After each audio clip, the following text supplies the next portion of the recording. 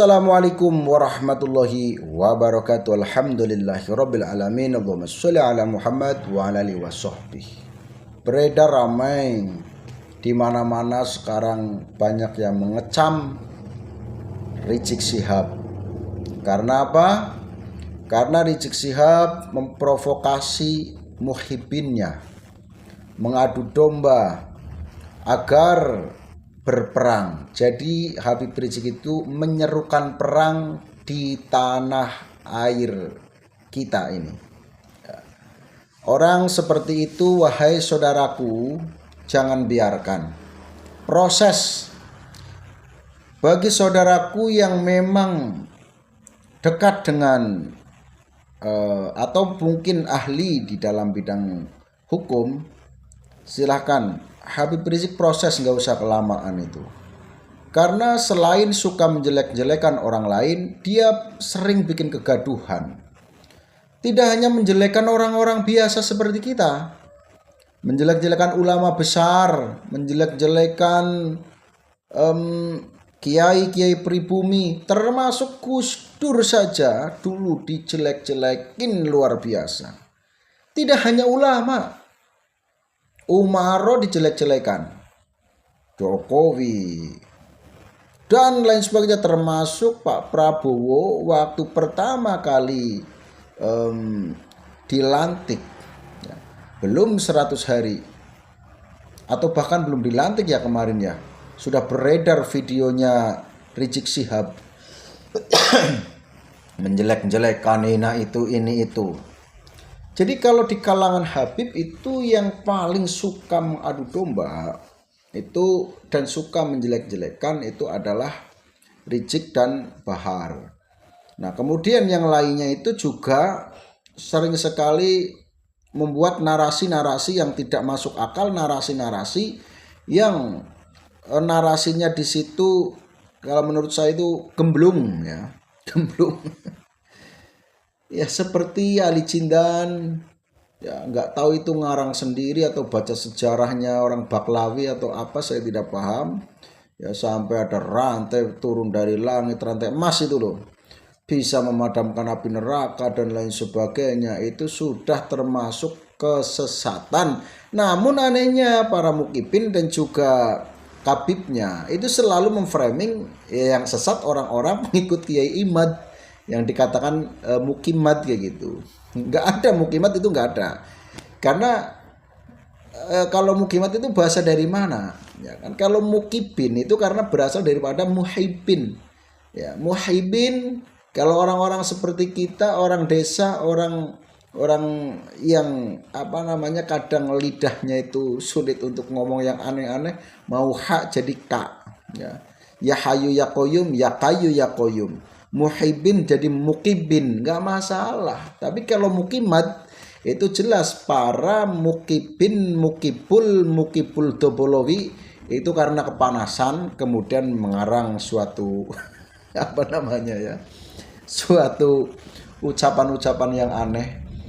Tapi seharusnya gini saudaraku, kalau memang para aparat itu bisa berpikir dengan baik, berpikir dengan tegas, maka bisa dilihat saja jejak rekamnya, jejak digitalnya para Habib itu sudah jelaskan. Banyak kegaduhannya.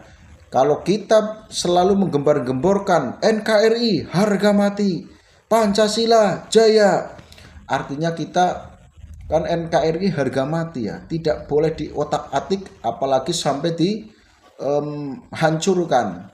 Nah, ketika ada orang yang merongrong, orang yang mulai menggerogoti, mau menghancurkan NKRI, bikin gaduh di NKRI, kenapa diam saja?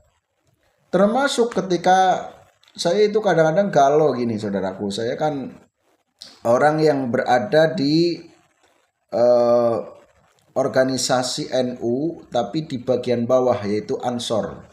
Saya sebagai ketua 2 Ansor, yang ketika melihat orang-orang dari Baklawi atau Habib lah ya, entah itu dikatakan oknum atau tidak, pokoknya Habib ya karena yang ngomong itu Habib. Nah, menjelek-jelekan, mengatakan bahwa Indonesia, Jawa milik Tarim. Itu kan sudah jelas merebut ya kan, merebut milik Tarim asalnya. Indonesia, Jawa milik Tarim. Berarti kan orang itu sudah merebut. Sudah tahu direbut-rebut seperti itu, diklaim-klaim sana sini. Bahkan tidak hanya itu saja, seolah-olah semuanya milik Baklawi, seolah-olah semuanya yang bertugas adalah Baklawi. Makam-makam seolah-olah di mana-mana ada Baklawi, sehingga ada sedikit makam yang sudah tidak diurus langsung dibaklawikan. Itu kan merusak sejarah. NU pendirinya ada tambahannya atau istilahnya dirobah lah gitu. Jatman dirobah, pendirinya ada salah satu dari bapaknya Habib Lutfi, itu kan aneh, bin ajaib, itu dibiarkan.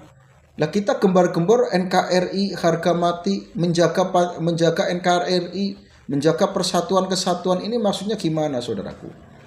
Nah maka saya walaupun besar kemungkinan saudaraku yang menonton itu lebih tua daripada saya, namun saya juga memiliki ilmunya orang-orang tua, karena saya belajar juga dengan orang-orang tua ya, guru-guru saja juga sepuh-sepuh. Jadi saya menikmati dan juga mengantongi, mengarungi ilmu-ilmunya orang-orang sepuh seperti itu.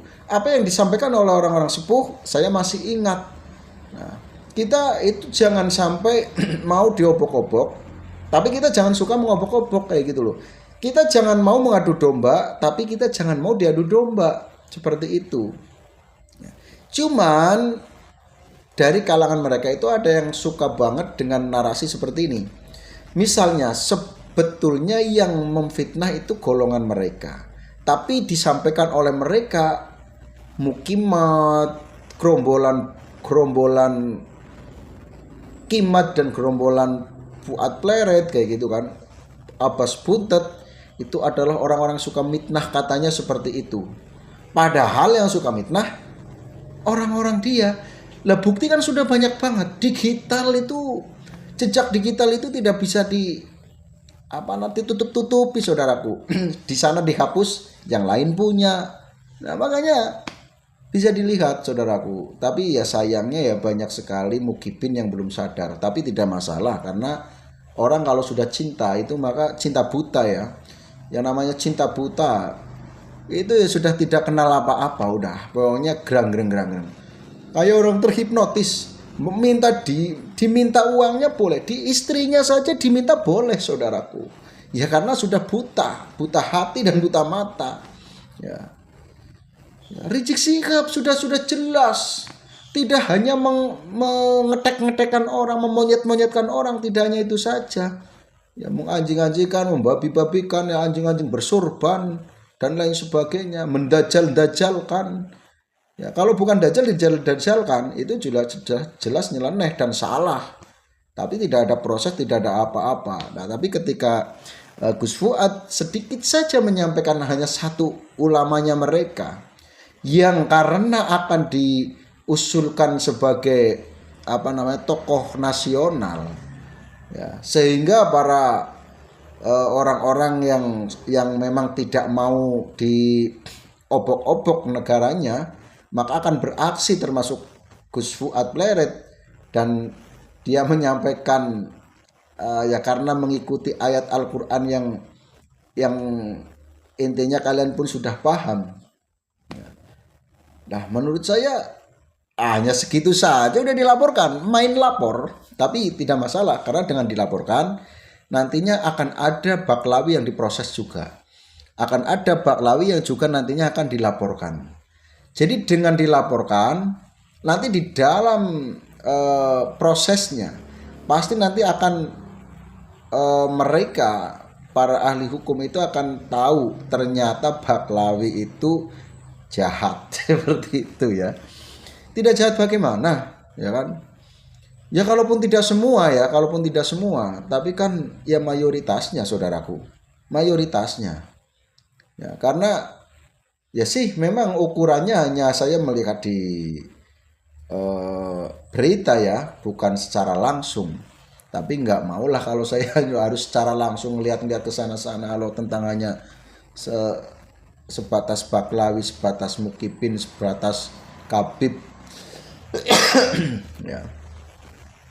Dan Rizik yang mengajak perang, saudaraku, ini kemana? Rizik kemana ini yang mengajak perang? Semuanya sudah siap. Ya.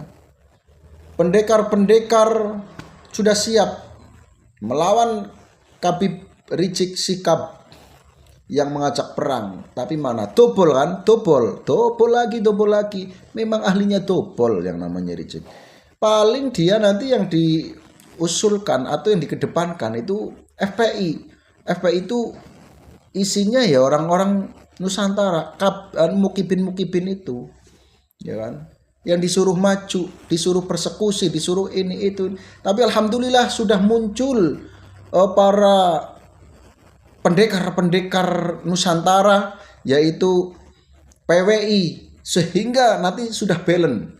Kalau ada yang dipersekusi, PWI akan gerak seperti itu. Kalau dulu sebelum ada PWI itu kan seolah-olah kiai pribumi yang diolok-olok, yang dipersekusi itu tidak ada yang berani. Sekarang sekali ada yang dipersekusi, PWI maju di depan. Terima kasih PWI, semangat teruslah berjuang. Ini bukan masalah mengompor-ngompori, tapi silahkan bisa kalian pahami di media sosial ataupun secara langsung kerusakan dobolowi atau Khabib ya. Kalau Khabib itu ya tentu berarti Habib yang rusak. Kalau yang tidak rusak ya berarti masih disebut Habib. Kayak gitu saja saudaraku. Jadi saya dalam mengatakan Khabib yang rusak atau Khabib yang aneh atau Khabib yang suka mengadu domba, maka saya katakan Khabib. Tapi kalau Habib yang masih oke, masih santun, masih suka berbuat baik, bahkan itu termasuk ulama, maka saya sebut Habib. Ya, saya ikhlas menyebut Habib. Tidak hanya ikhlas, memang itu sebagai penghormatan kepada orang-orang baik.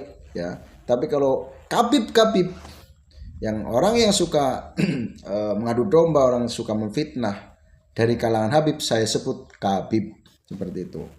Jadi silakan saudaraku untuk penyampaian saya bisa dipahami. Kalau saya ngomongnya Khabib berarti adalah Habib-Habib yang sudah suka berbuat zalim. Saya sebut Khabib seperti itu. Kalau ada Habib yang memang masih santun, itu saya sebut Habib, tetap Habib. Ya. Nah, ketika ada orang yang mengatakan gini, kan tidak semuanya. Ya, makanya saya sebut Khabib itu kan bagian dari Habib yang sudah melenceng. Kalau yang tidak melenceng ya tetap Habib. Itu seperti itu ya. Terima kasih saudaraku yang sudah menyimak. Mohon maaf atas segala kesalahannya. Saya akhiri wabillahi taufiq wal hidayah. Assalamualaikum warahmatullahi wabarakatuh.